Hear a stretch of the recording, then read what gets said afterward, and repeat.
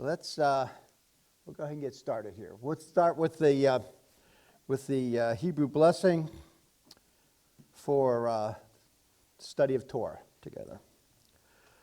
Baruch atah Adonai Eloheinu melech ha'olam asher kidashanu b'mitzvotav v'tzavanu la'asot b'divrei Torah. Blessed are you, our Lord God, ruler of the universe, who has sanctified us with commandments and commanded us to study the words of Torah. Amen.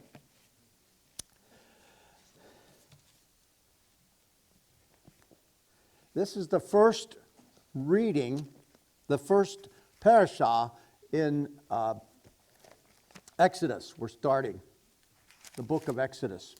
And as we begin, we'll read the Torah portion. Nevertheless, I want to point out something here. We call it Exodus in English, Shemot. Shemot in Hebrew, which means names. Names. Just as in Genesis in Hebrew is Bereshit, the beginning. But now we have names, and we'll get into that after we read this. These are the names of the sons of Israel who came into Egypt with Yaakov. Each man came with his household: Reuben, Shimon, Levi, Yehudah, Yishakar, Zebulun, Binyamin, Dan, Naphtali, Gad, and Asher. All told, there were 70 descendants of Yaakov. Joseph was already in Egypt. Joseph died, as did all his brothers and all that generation. The descendants of Israel were fruitful, increased abundantly, multiplied, and grew very powerful. The land became filled with them. Now there arose a new king over Egypt. He knew nothing about Joseph, but said to his people, "Look, the descendants of Israel have become a people too numerous and powerful for us. Come, let's use wisdom in dealing with them. Otherwise, they will continue to multiply. And in the event of war, they might ally themselves with our enemies, fight against us, and leave the land altogether." So they put slave masters over them to oppress them with forced labor. And they built for Pharaoh the storage cities of Pithom and Ramesses. But the more the Egyptians oppressed them, the more they multiplied and expanded, until the Egyptians came to dread the people of Israel and worked them relentlessly, making their lives bitter with hard labor, digging clay, making bricks, all kinds of field work. And in all this toil, they were shown no mercy. Moreover, the king of Egypt spake to the Hebrew midwives, one of whom was called Shiphrah, and the other Puah. "When you attend the Hebrew women and see them giving birth," he said, "if it's a boy, kill him. But if it's a girl, let her live." However, the midwives were God-fearing women, so they didn't do as the king of Egypt ordered, but let the boys live. The king of Egypt summoned the midwives and demanded of them, "Why have you done this, and let the boys live?" The midwives answered Pharaoh, "It's because the Hebrew women aren't like the Egyptian women. They go into labor and give birth before the midwife arrives." Therefore God prospered the midwives, and the people continued to multiply and grow very powerful. Indeed, because the midwives feared God, he made them founders of families. Then Pharaoh gave this order to all his people: "Every boy that is born, throw in the river, but let all the girls live." Chapter 2. A man from the family of Levi took a woman who descended from Levi as his wife. When she conceived and had a son, upon seeing what a fine child he was, she hid him for 3 months. When she could no longer hide him, she took a papyrus basket, coated it with clay and tar, put the child in it, and placed it among the reeds on the riverbank. His sister stood at a distance to see what would happen to him. The daughter of Pharaoh came down to bathe in the river, while her maids in attendance walked along the riverside. Spotting the basket among the reeds, she sent her slave girl to get it. She opened it and looked inside, and there, in front of her, was a crying baby boy. Moved with pity, she said, "This must be one of the Hebrews' children." At this point, his sister said to Pharaoh's daughter, "Would you like me to go and find you one of the Hebrew women to nurse the baby for you?" Pharaoh's daughter answered, "Yes, go." So the girl went and called the baby's own mother. Pharaoh's daughter told her, "Take this child away and nurse it for me, and I will pay you for doing it." So the woman took the child and nursed it. Then when the child had grown some, she brought him to Pharaoh's daughter, and she began to raise him as her son. She called him Moshe. Moses means pull out, explaining, because I pulled him out of the water. One day when Moshe was a grown man, he went out to visit his kinsmen, and he watched them struggling at forced labor. He saw an Egyptian strike a Hebrew, one of his kinsmen. He looked this way and that, and when he saw that no one was around, he killed the Egyptian and hid his body in the sand. The next day he went out and saw two Hebrew men fighting with each other. To the one in the wrong he said, "Why are you hitting your companion?" He retorted, "Who appointed you ruler and judge over us? Do you intend to kill me the way you killed the Egyptian?" Moshe became frightened. Clearly, he thought, the matter has become known. When Pharaoh heard of it, he tried to have Moshe put to death. But Moshe fled from Pharaoh to live in the land of Midian. One day, as he was sitting by a well, the 7 daughters of the priest of Midian came to draw water. They had filled the troughs to water their father's sheep. When the shepherds came and tried to drive them away, but Moshe got up and defended them. Then he watered their sheep. When they came to Reuel, their father, he said, How come you're back so soon today?" They answered, "An Egyptian rescued us from the shepherds. More than that, he drew water for us and watered the sheep." He asked his daughters, "Where is he? Why did you leave the man there? Invite him to have something to eat." Moshe was glad to stay on with the man, and he gave Moshe his daughter, Zipporah, in marriage. She gave birth to a son, and he named him Gershom, foreigner there. For he said, "I have been a foreigner in a foreign land." Sometime during those many years, the king of Egypt died. But the people of Israel still groaned under the yoke of slavery, and they cried out. And their cry for rescue from slavery came up to God. God heard their groaning, and God remembered his covenant with Abraham, Yitzhak, and Yaakov. God saw the people of Israel, and God acknowledged them. Chapter 3. Now Moshe was tending the sheep of Yithro, his father-in-law, the priest of Midian. Leading the flock to the far side of the desert, he came to the mountain of God, to Horeb. The angel of Adonai appeared to him in a fire blazing from the middle of a bush. He looked and saw that although the bush was flaming with fire, yet the bush was not being burned up. Moshe said, "I'm going to go over and see this amazing sight and find out why the bush isn't being burned up."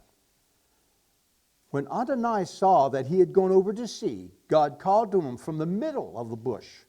"Moshe, Moshe," he answered. He answered, "Here am I." He said, Don't come any closer. Take your sandals off your feet, because the place where you are standing is holy ground. I am the God of your father, he continued, the God of Abraham, the God of Yitzhak, and the God of Yaakov. Moshe covered his face because he was afraid to look at God. Adonai said, I have seen how my people are being oppressed in Egypt, and heard their cry for release from their slave masters, because I know their pain. I have come down to rescue them from the Egyptians, and to bring them out of that country to a good and spacious land, a land flowing with milk and honey, the place of Canaanite, Hittite, Emory, Perizzi, Hivi, and Yevusi. Yes, the cry of the people of Israel has come to me, and I have seen how terribly the Egyptians oppress them. Therefore, now, come, and I will send you to Pharaoh, so that you can lead my people and the descendants of Israel out of Egypt.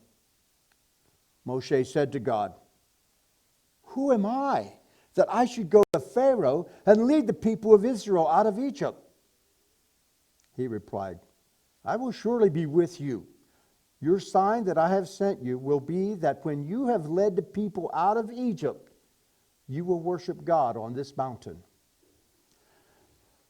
Moshe said to God, look, when I appear before the people of Israel and say to them, the God of your ancestors has sent me to you, and they ask me, what is his name? What am I to tell them? God said to Moshe, Eyeh Asher Eyeh. I am will be what I am. It will be. And added, here is what to say to the people of Israel. Eyeh has sent me to you. God said further to Moshe, say this to the people of Israel. Yod He Vah He, Adonai, the God of your fathers, the God of Abraham, the God of Yitzhak, and the God of Yaakov has sent me to you. This is my name forever. This is how I am to be remembered, generation after generation.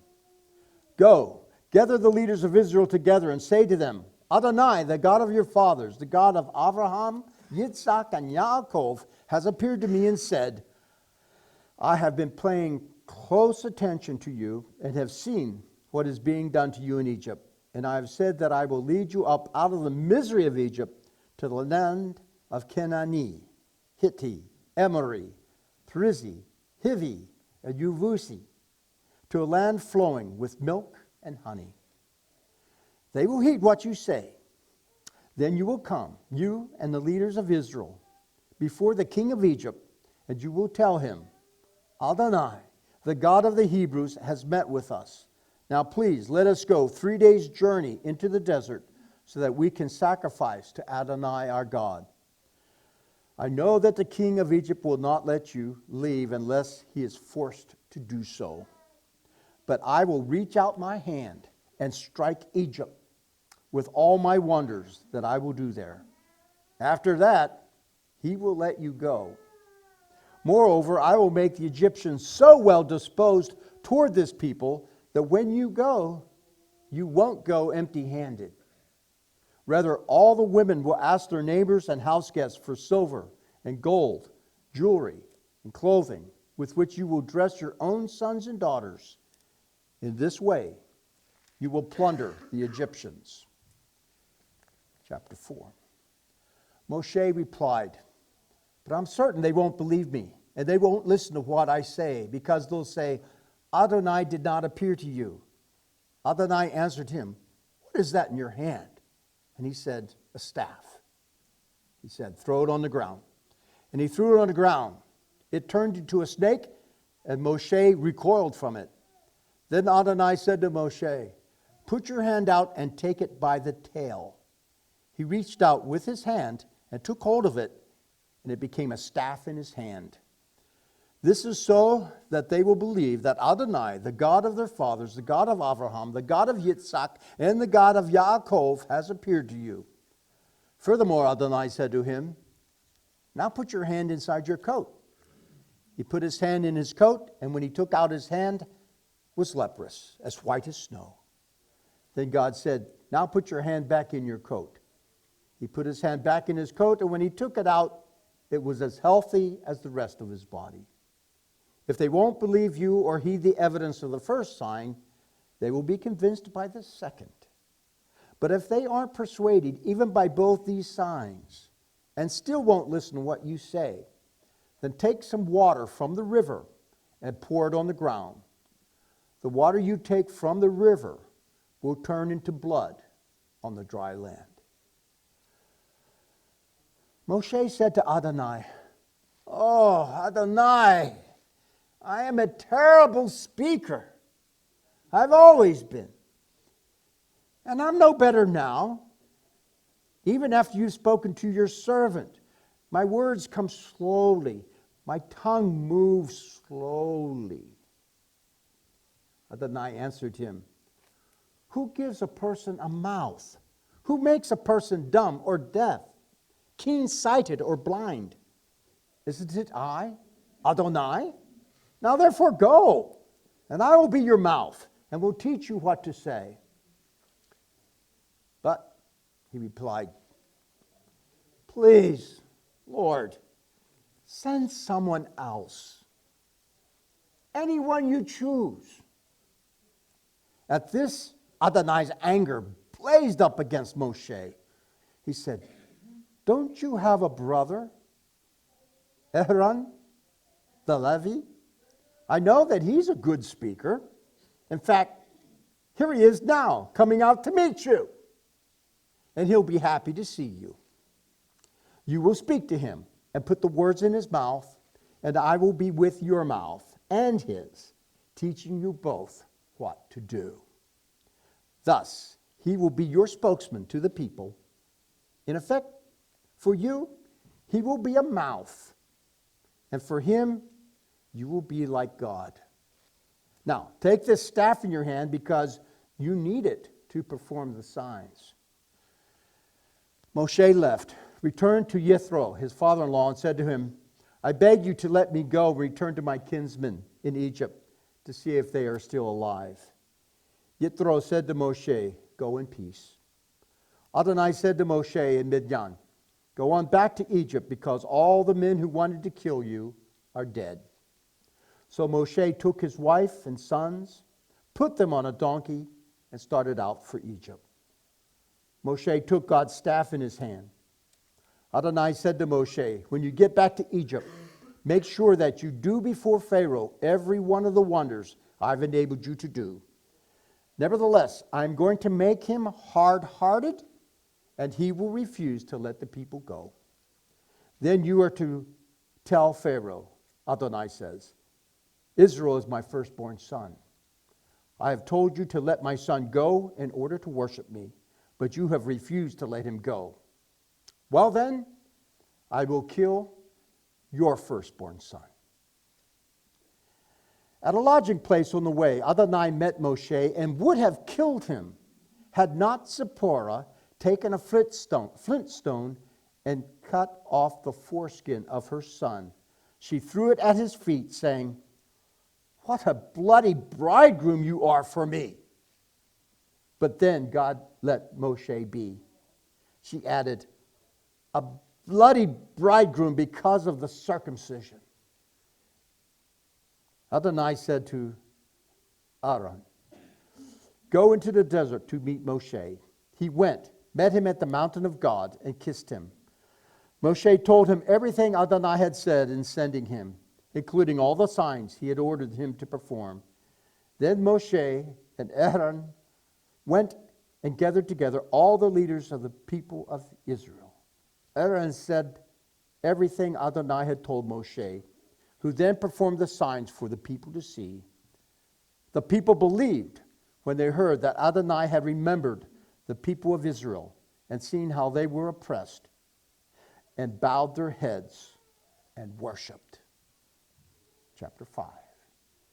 After that, Moshe and Aaron came and said to Pharaoh, "Here is what Adonai, the God of Israel, says. Let my people go, so that they can celebrate a festival in the desert to honor me." But Pharaoh replied, "Who is Adonai that I should obey when he says to let Israel go? I don't know Adonai, and I also won't let Israel go." They said, "The God of the Hebrews has met with us.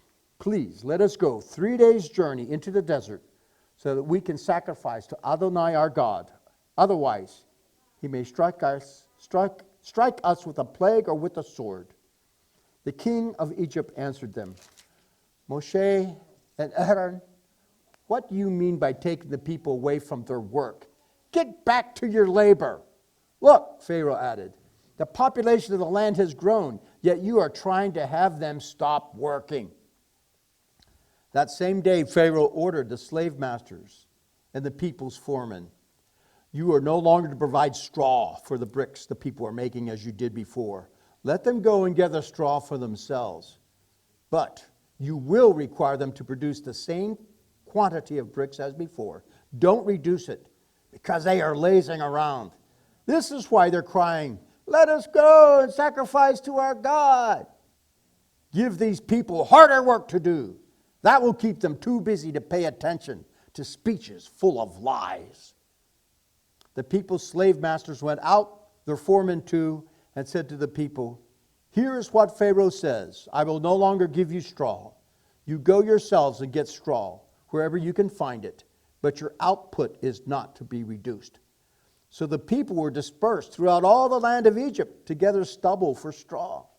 The slave masters kept pressing them, "Keep working! Make your daily quota, just as when straw was provided." The foremen of the people of Israel, whom Pharaoh's slave masters had appointed to be over them, were flogged and asked, "Why haven't you fulfilled your quota of the bricks yesterday and today, as you did formerly?" Then the foreman of the people of Israel came and complained to Pharaoh, "Why are you treating your servants this way? No straw is given to your servants, yet they keep telling us to make bricks. And now your servants are being flogged. But the fault lies with your own people." "Lazy," he retorted. "You're just lazy. That's why you say, 'Let us go and sacrifice to Adonai.' Get going now and get back to work. No straw will be given to you, and you will still deliver the full amount of bricks." When they said, "You are not to reduce your daily production quota of bricks," the foreman of the people of Israel could see that they were in deep trouble.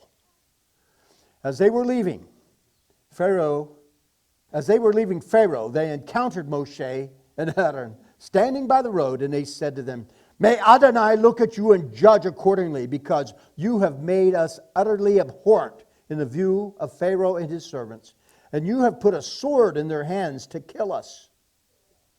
Moshe returned to Adonai and said, "Adonai, why have you treated this people so terribly? What has been the value of sending me? For ever since I came to Pharaoh to speak in your name, he has dealt terribly with his people, and you haven't rescued your people at all." Adonai said to Moshe, "Now you will see what I'm going to do to Pharaoh. With a mighty hand, he will send them off. With force, he will drive them from the land."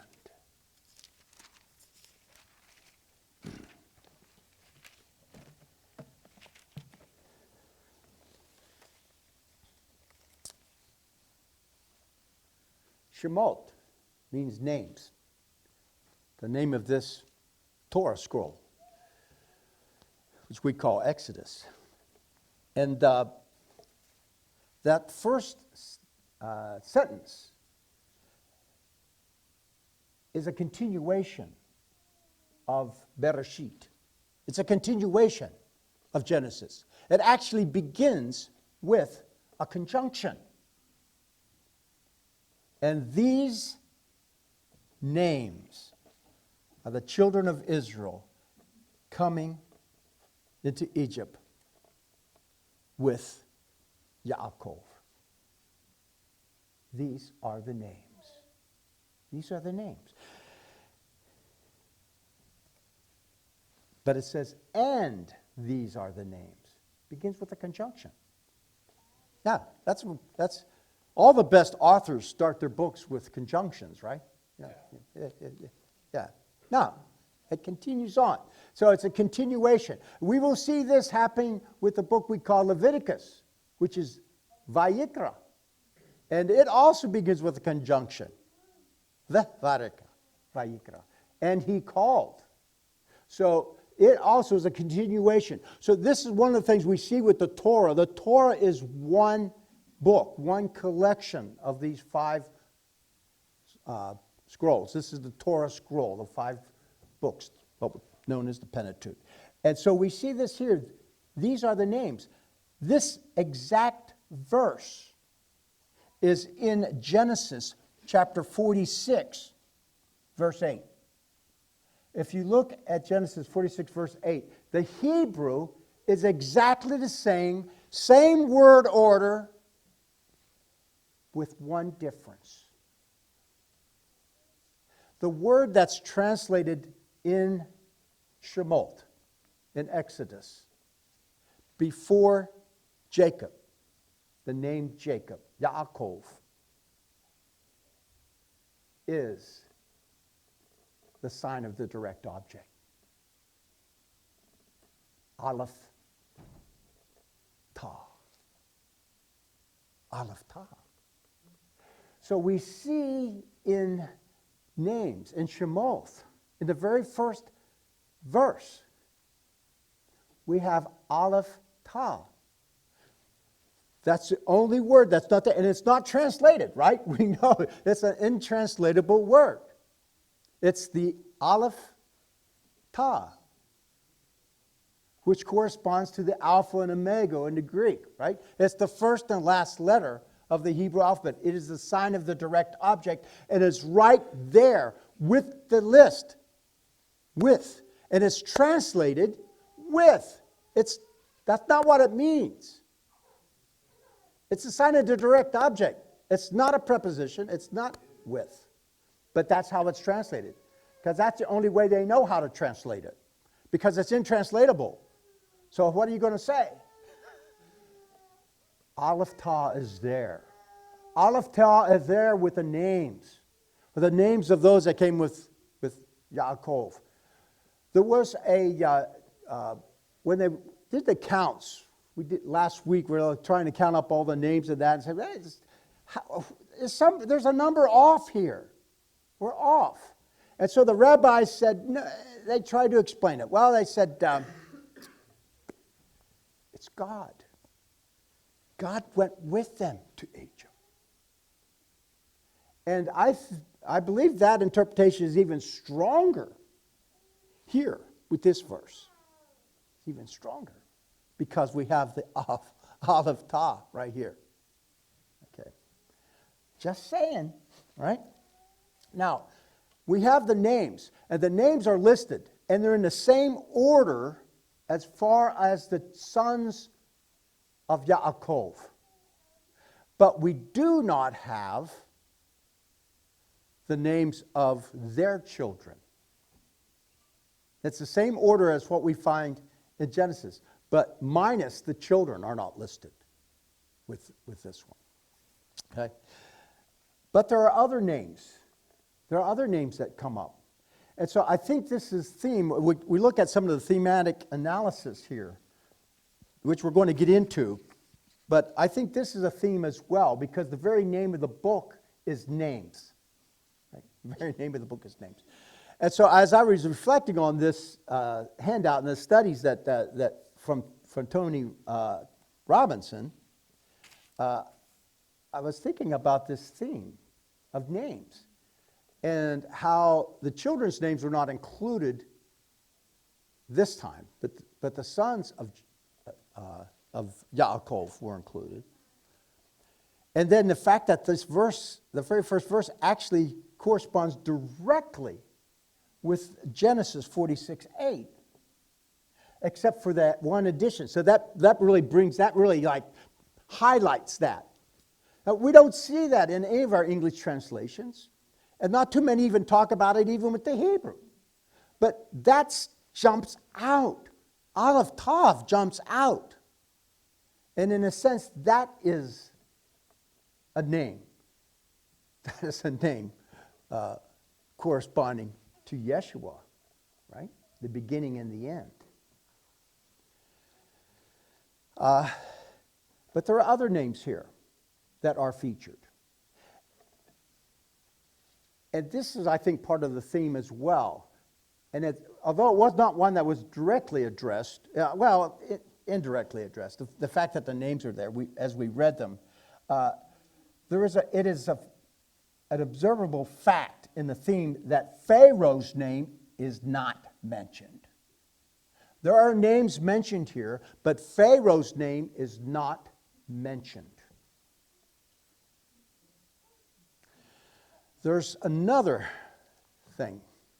There are names of people mentioned, a little more humbly perhaps, but their names are mentioned. The midwives' names are mentioned.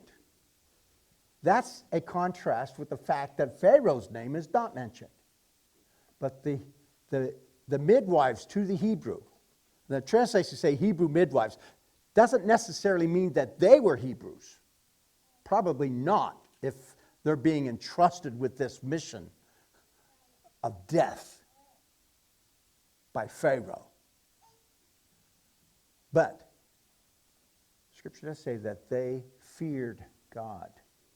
And that's often, we are told to fear God. That means that they were believers. They may not have been Jews or Hebrews, but they were believers. And they were faithful. And they took a great risk upon themselves to disobey Pharaoh. And he meant business. He was looking for murder. He was looking to kill. He was oppressing the people of Israel. So we have Shiphrah. And her name means beautiful. And it corresponds, in the Greek, it's Shaphrah, which is actually in the New Testament. And in Acts chapter 3. And then the other midwife's name is Puah. And her name means little girl. Little girl. Little girl. That's sweet, isn't it? Little girl. And they are honored in Scripture by having their names mentioned here at the beginning of this chapter. And corresponding to that, Pharaoh is not mentioned. And there's also another blessing, that they will have houses. That it literally says they will be provided houses, which I think was rightly interpreted here as families, or in a sense, dynasties of their own. It is the understanding, certainly of many of the rabbis that have written about this, that they, of course, went with, they identified themselves with the people of Israel, and that they became a part of the nation of Israel as well. And that's how God provided houses, a place, a home, a household, a dynasty for them. One rabbi even said that he thought that this was two other people that are mentioned here. Yocheved and Miriam. Moshe's mother and his sister. Because they say, because of the meaning of those names. Beautiful and little girl. Referring to Miriam in that sense. So, hey, interesting, but it seems to me that these are distinct people. I cannot imagine, but I could be wrong. I cannot imagine Pharaoh choosing Hebrews to kill fellow Hebrews. They're children. They're children. No. So, his plan didn't work. So he ramped things up. Not going to be killed at birth now. Not going to be thrown into the Nile birth. Any child, any male child, will be thrown into the Nile River And so this is the world in which Moshe was born into. And so we have these names, and I think it's important to focus that when it says names, it's not just the names of Yaakov and the 12 tribes, his sons. But here we also have we have 5 heroic women. Heroic women who, if they had not worked together, if they had not done what they had done, then Moshe would not have been around to eventually lead the people out of Egypt, to eventually bring Torah to the people, and consequently to us. So it's all part of God's plan working together.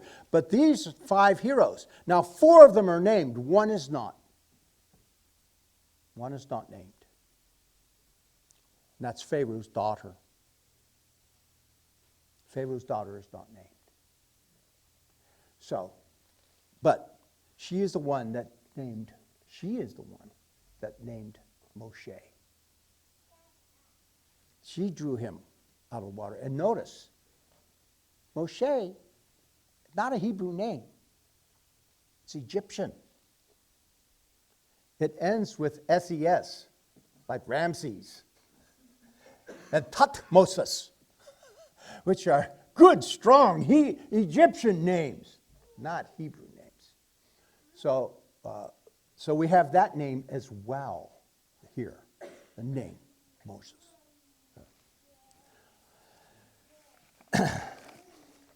So if we look at our handout on page 5, we have this. Tony Robinson said a good idea to kind of do a sketch or outline of the passage and we see that he has Moses escaped death, Moses in conflict, Moses' life in exile, and then he goes on to develop that with Moses, the leader, and before going on to the theme. He looks at Moses' escaped death, that second point. He asks, can you think of any scriptures thematically related to verses 1 through 4? And in our handout, the footnote there is that there's a connection with the flood. Because Moses is put in a basket that is also sealed with pitch, just as Noah was in the ark. And in both cases, they are preserved from death by water.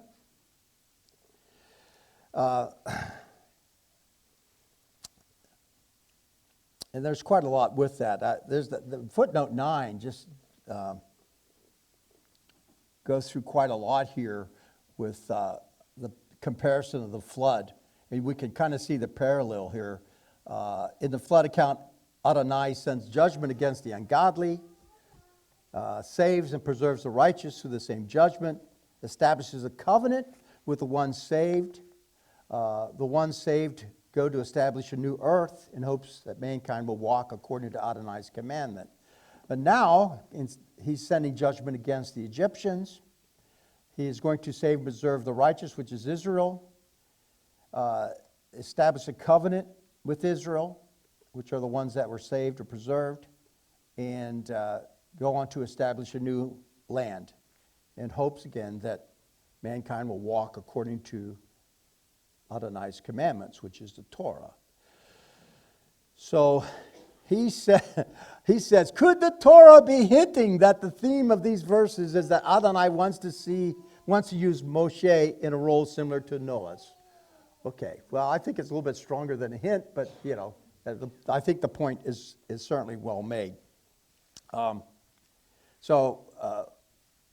We see here part of the theme that's coming out here with Moshe. Now, Moshe was raised as an Egyptian in Pharaoh's own household. So he's there quite a long time. How old was Moshe when he went out to see his brethren his fellow Hebrews, who he was spared from the toil and the suffering. And he had the best of everything. Power and wealth, education. After all, he was Pharaoh's grandson, adopted by Pharaoh's own daughter. Privileged. There's a passage there where in Exodus, where what is it, 2:15, chapter 2, when Moshe, the translation said he killed the Egyptian, and that's true. He did kill the Egyptian. So I wondered about that. He killed this Egyptian. Made me think of the Ten Commandments, thou shalt not kill, right? Not the same word. Not the same word. He actually did not murder the Egyptian. That was some comfort, but he did kill him. And it's the same word that was used. What he saw was the Egyptian taskmaster, slave master, severely beating a Hebrew. And he looked. It says he looked. So this was premeditated. Not premeditated murder, but the same word is used in Hebrew. He struck the Egyptian the way he had been striking the Hebrew.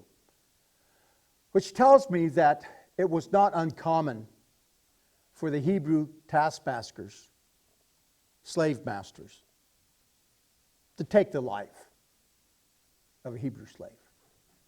No major consequence to that. He was struck.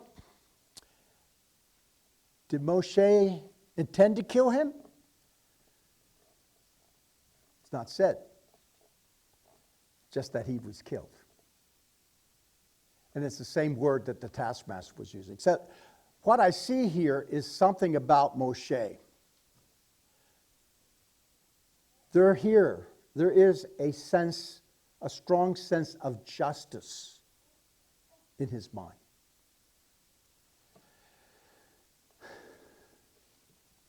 Later on,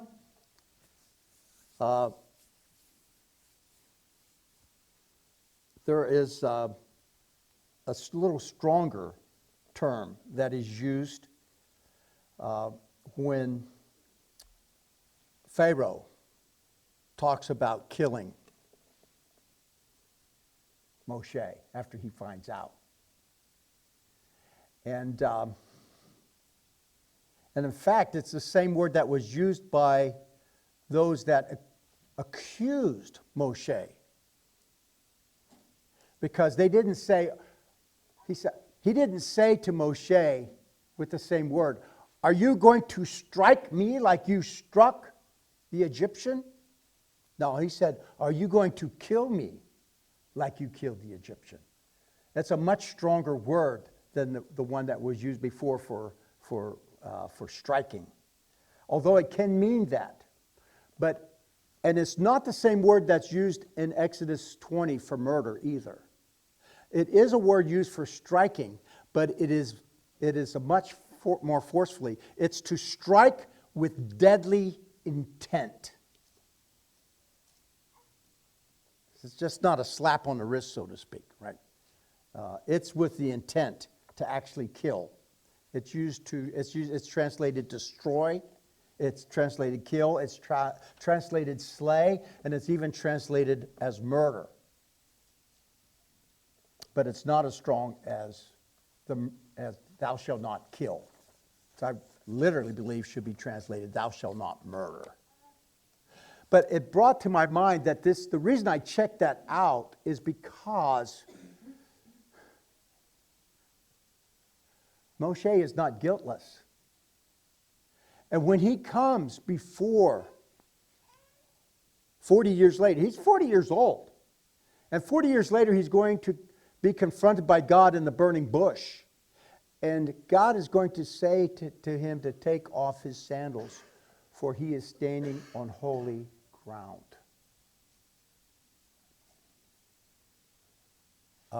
This is different. This is a lot different. This really comes out as being a lot different, because now, when God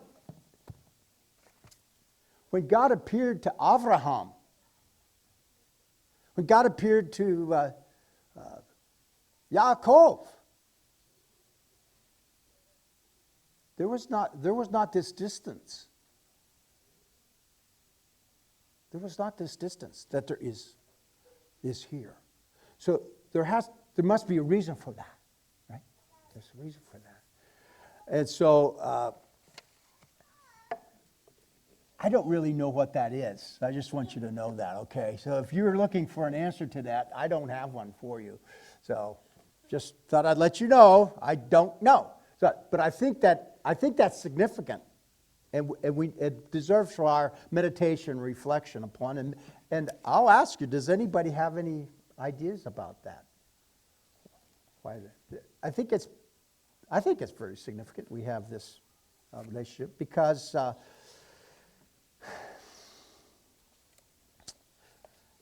we see Moses, in a sense, coming to the rescue. He was trying to come to the rescue. It turned out badly. And as a result, he goes into exile. He goes into exile. And that's another theme, right?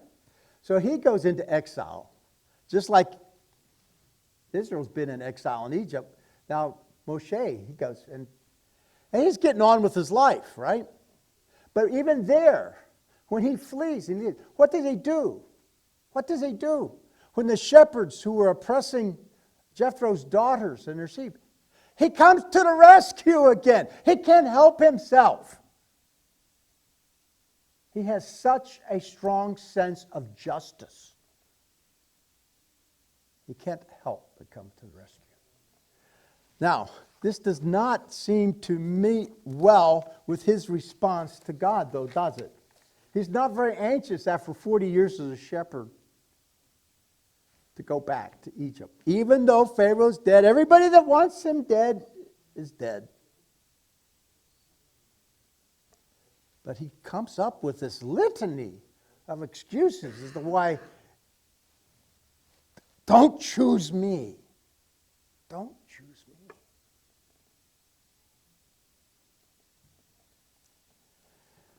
What has Moses learned in those 40 years?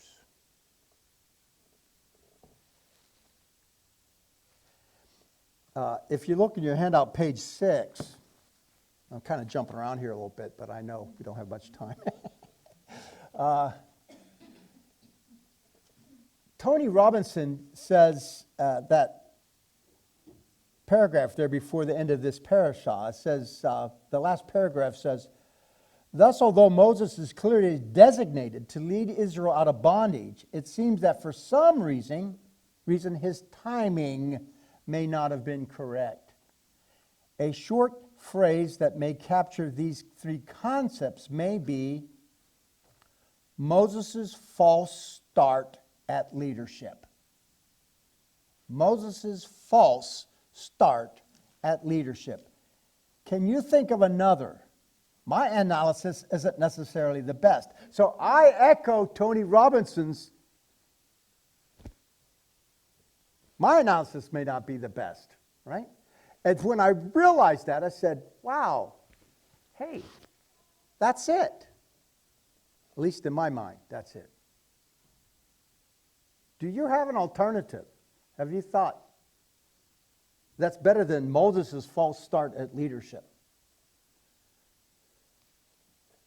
I'm going to suggest this one.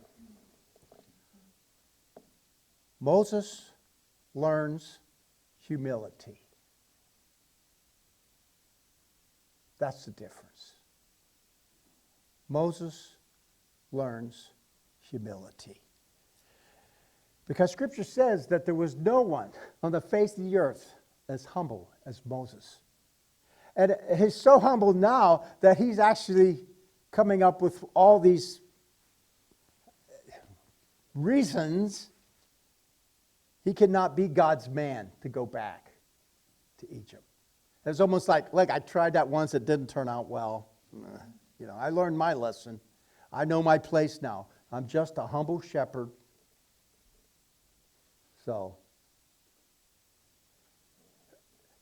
he had 40 years of learning humility as a shepherd.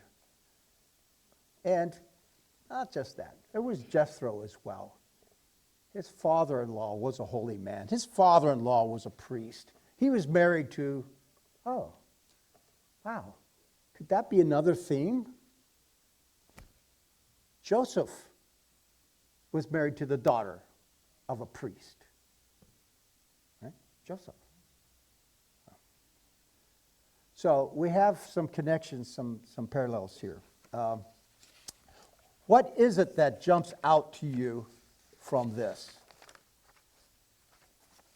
Is there some theme that jumps out? Or do you have a better one than Moses learns humility, maybe? I like it better than Moses' false start at leadership. Although it does say the same thing. Yeah. He was ready to do it then. It's almost like, look, God, why weren't you with me then? I was ready to do it then. Yeah. No. Wasn't God's timing. Not God's timing. Yeah. When I think of that, and we don't have time to go into it. How much time do we have? Okay, we don't have time to go into that.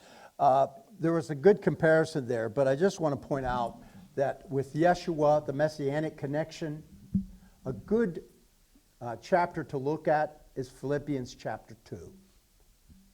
Go to Philippians Chapter 2 and reflect on that compared to the humility of Moshe, and thinking in terms of Joseph and Moses as messianic figures with Yeshua.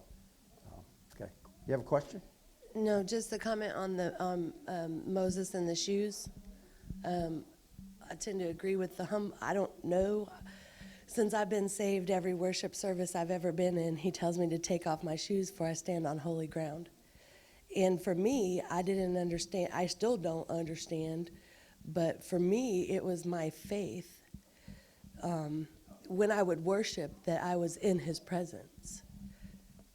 Right, wrong, or indifferent, but that was when I would slip my shoes off, it was because I believed that he was going to meet with us. Okay. Thank you. Any other comments? Yes. There we go. What I see, I can't put it into a catchy phrase, but God uses imperfect people to get his will done. I mean, I think of David, even Noah. He equips who he calls. That's a good point. We look at David. David is called a man after God's own heart. Okay, that compares pretty well with Moses, right? But David was a murderer.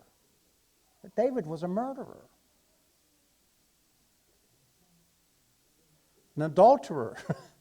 I mean, we got some pretty heavy sins there as far as being an imperfect person, yet God used him. Now, there were consequences, and there are consequences to sin as well.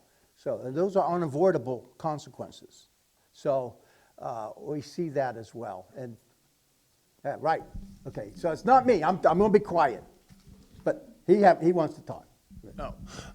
So one of the themes that I get from everything that Moses is involved in is a probationary period, right? And the number 40 continues to reappear in his life over and over, and he goes through these 40-year cycles, big probationary periods, right? But he's in Egypt for 40 years, he's in the desert for 40 years, or in exile for 40 years, they're in the desert for 40 years. So he's continually put through to this probationary, and I think the number 40 is probationary, right? So he's just continually put through a test to prove something, right? And they're not short little terms, they're quite serious terms. So that's just a theme that seems to recur with Moses' probation. as you were saying that, there was also this idea of 40, all right? And Moses' life can be divided clearly into three 40-year sections. So, he's got his first 40 in Egypt, 40 as a shepherd, and then 40 as a leader of the people of Israel. And 3, I think, was been identified as a messianic number. And so we have that as well. So, what's that? And then it becomes 120, which transfers into 6,000 if we break it down. And so in that pattern, we get, the plan of his 6,000-year period, too, in Moses' own life. But one of the cool things, too, about Moses is the ancient Near East culture. When he was born, he didn't have a choice. He was thrown into literal judgment and had a witness to prove it. That was Egyptian. So, like, when they had a skirmish, or if we had a disagreement that was serious and it went to Pharaoh, he would throw us into the lake, and to the river rather, and whoever survived would be he's the okay one, and then he would get your land and yada yada, right? He would get a blessing of you, and it's a sick system, but the reality is he survived that judgment according to Egyptian standards and had witnesses. So that was like, to the Egyptians, oh my gosh. So he got catapulted into this position of, I'm Moses. And then he was like, but I'm Hebrew, but I'm Moses, Very good. Okay.